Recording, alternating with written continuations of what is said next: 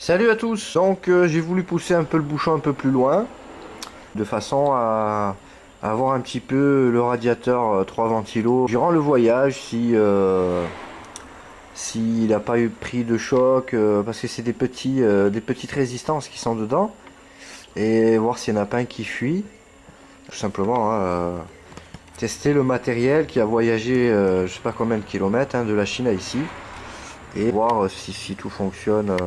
Je sais pas si on voit derrière les ventilos, vous voyez les petites résistances là. Voilà, s'il y en a un, et puis c'est tout fin quoi, c'est 1 mm. On voit plus vers le vert là, voilà. C'est tout fin Et s'il y en a un qui est un peu tordu, un peu plié ou quoi, du coup, risque de fuite. Et du coup, toujours mon pontage là-bas, hein. Le bordel. Donc j'ai mis les fils derrière parce que ça me saoulait, voilà. Puis s'il y avait une fuite au moins les câbles étaient plus ou moins derrière, donc on voit qu'il n'y a pas de fuite, hein. Pas de trace d'eau. La pompe, du coup, j'ai trouvé qu'au final elle faisait beaucoup de bruit, mais c'était tout l'ensemble des tuyaux qui n'étaient pas remplis. Du coup, quand l'eau elle arrive de derrière, elle arrivait un peu en force. Et comme le réservoir n'était pas plein, du coup ça faisait une petite chute d'eau et d'où le bruit quoi. Donc voilà, ça fait 1 heure que ça tourne, apparemment il n'y a pas de fuite. Bon après les LED sur les ventilos c'est un peu du design, hein. C'était fourni avec le kit water cooling, hein. Voilà, bon c'est pas, y a rien de transcendant. Je me suis toujours pas renseigné sur ce débitmètre là, c'est la petite molette rouge là qu'on voit tourner. Je sais pas à quoi ça correspond. À mon avis, ça doit être des bandes bleues, rouges, orange, rouge en arc de cercle là, qui doivent donner le débit, mais je sais pas le lire. Elle fait 6 watts en consommation et elle fait du 6 litres heure, 6 ou 8 litres heure, je me rappelle plus.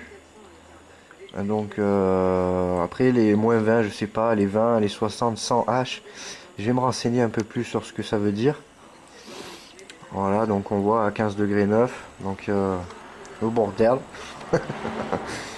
Et donc quoi dire de plus, je sais pas, je pense que je vais laisser tourner jusqu'à ce que j'aille chercher le petit à l'école, jusqu'à 5 h moins le quart. Et puis je pense que vu que ça fait déjà 1 heure, je pense qu'il n'y aura pas de souci spécifique de ce côté-là. Puis voilà, après je vais finir le montage tranquillement de ce que j'ai commencé. Oui, une petite précision, donc du coup, comme il disait, un débit max de tuyaux, parce que sur les pompes, ils ont un débit maximum de longueur de tuyaux.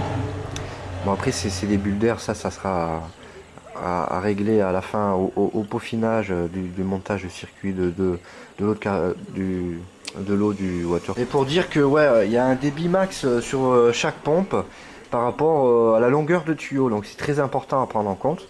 Parce qu'il y a des petites pompes, je pense que, enfin j'ai pas regardé les toutes petites pompes, mais voilà, il faut bien calculer toutes ces longueurs de tuyaux de façon à ce que la pompe elle tienne largement en temps. Parce que si on a 2 mètres de tuyau final, hein, longueur totale de 2 mètres de tuyau sur notre water cooling, et qu'on prend une pompe à débit max 1 mètre, je garantis pas la longévité de la pompe, hein, ça c'est clair, hein. Donc voilà, j'ai fait une estimation à peu près, même plus gros j'ai pris 2 mètres. Voilà, et j'ai à peu près 1,50 m. Voilà, quoi dire d'autre ben, je pense que la phase de test est concluante hein, sur le produit chinois. Bon, c'est vrai que la qualité y est sur les circuits imprimés. Après, bon, tout ce qui est esthétique, les caches plastiques, c'est vrai qu'il faut faire un petit peu attention. Mais ça a l'air d'être assez correct, hein, vu le prix, ça a l'air tout à fait correct. Donc je vous laisse et je vous dis à la prochaine.